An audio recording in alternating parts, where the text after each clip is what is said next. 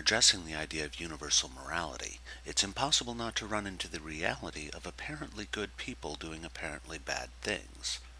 Much like the problem of evil is an issue that just won't go away when confronting the idea of a God.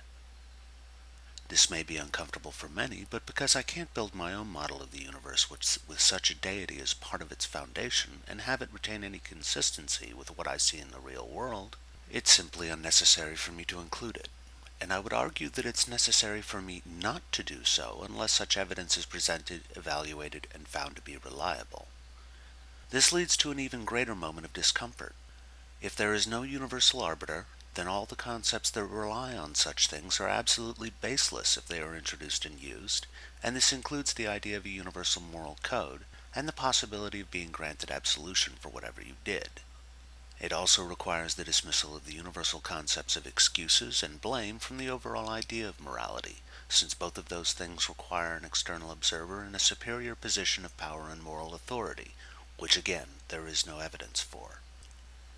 Forgiveness remains, since that is a human act based on understanding and emotion, and concepts like honor, integrity, and justice survive, but in an altered form, with differences that are sometimes subtle and sometimes dramatic. Now, while we're doing this, it's important to remember that we're using words that have old and powerful traditional meanings. While it would be possible to simply stop using these words and create new ones, this ignores the underlying problem. Not only do different words have different meanings, the same word has different meanings when used at different times and by different people, to the point that it is impossible for two people to be talking about precisely the same thing, because their networks of associated concepts, feelings, impressions, and reactions are necessarily different. So when I use a word, I'm not only trying to use it accurately, I'm also going to try to give you a glimpse of the contextual meanings I have which surround it. Please remember that it is the concept that I'm addressing. So if you're hung up on whether or not I am using the word that you would prefer, though I'm happy to have that discussion in another context, then this series is probably going to annoy you. I cannot make this for all people any more than I can be all things to all people. So you're you, I'm me, and we'll go forward with that understanding and its implied limitations. So back to morality. If it's not a universal, where does it come from? Well, the only place it can come from is human beings.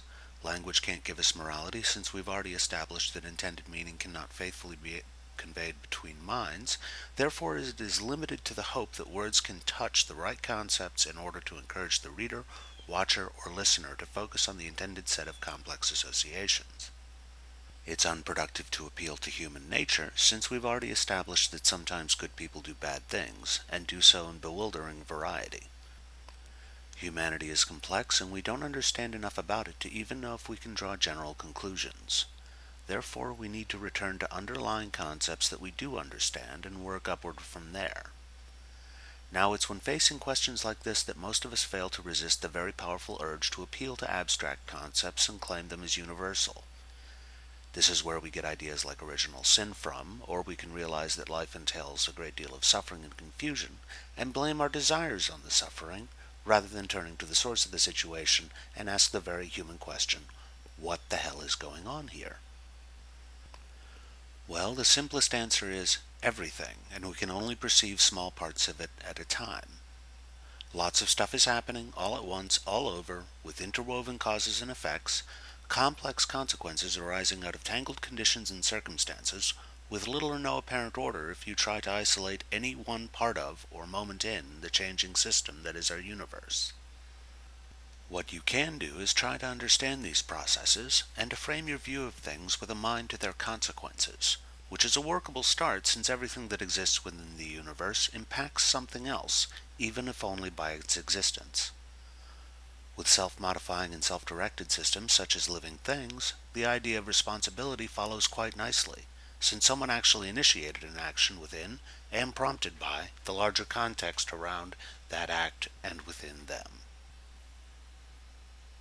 Because of how many things are going on all at once, responsibility is difficult to isolate and is only entirely present or absent in situations that involve things like interstellar distances. Before we started traveling and sending things all over the globe, distance made the isolation of responsibility much easier, but with the things you wear, eat, and use coming from further and further away, the sphere of each individual's responsibility is now quite large. Even if these extended chains of causality result in your personal responsibility for many of the things you affect being diffuse and minute, it's still a fact that your acts, or inaction, contribute to whatever situation you're participating in, to the degree that it has consequences. Can you build a morality solely from this? Well, you can do whatever you want, but that would probably drive you into inaction, erroneous action, making excuses for drawing in your moral horizon, or insanity. It also won't help you much with evaluating your past, present, and future courses of action, or help you to understand and live with other people who don't share your opinions. Responsibility is tricky to establish in situations where a person's willingness or ability to turn their mental focus inward is diminished or absent. While you're drunk, your appreciation of consequences and intentions is reduced, but what about the actions and thoughts taken before a night of drinking and the preparations you make to reduce the likelihood of unintended consequences? What about children and people who lack a sufficiently complex internal model of the universe to include other beings which possess thoughts and feelings of their own? What about the ever-present problem of ignorance, where you simply don't have enough information to make an informed decision about a situation? How we approach these questions and how we translate the answers we get into action and expectations is precisely at the heart of morality, and none of this is possible without self-consciousness. Without an understanding of our own mind and a willingness to set aside what we feel while examining the world around us, it is unlikely that we will gain the insights necessary to determine responsibility for past events, let alone plan ahead for future ones. Usually, in the present, it is too late to make such determinations, so I will make the contention that morality is a process in which selfless evaluation of the universe around you leads you to shape your desires and intentions in such a way as to not only modify the actions you take, but to understand the consequences that acting on your intentions may result in. This is a process because in and of itself it will change your feelings and perception of the world, changing your actions, and so on in a cycle that will only end with your death. Now it is possible to set aside your moral choices and act as you want to anyway, and I propose that this is the foundation for what we call immorality.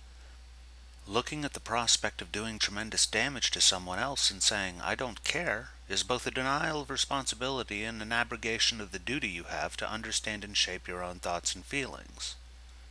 Just as morality can be concentrated or diffuse, so can immorality.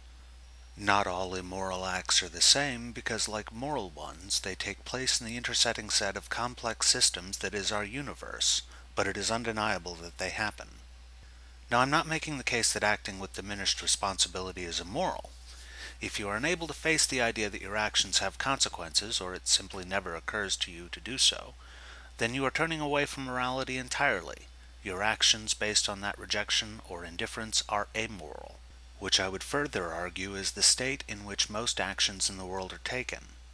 Going further, I suspect that it is the banal and everyday turning away from morality that comprises the greatest support for the most damaging things that happen in our world.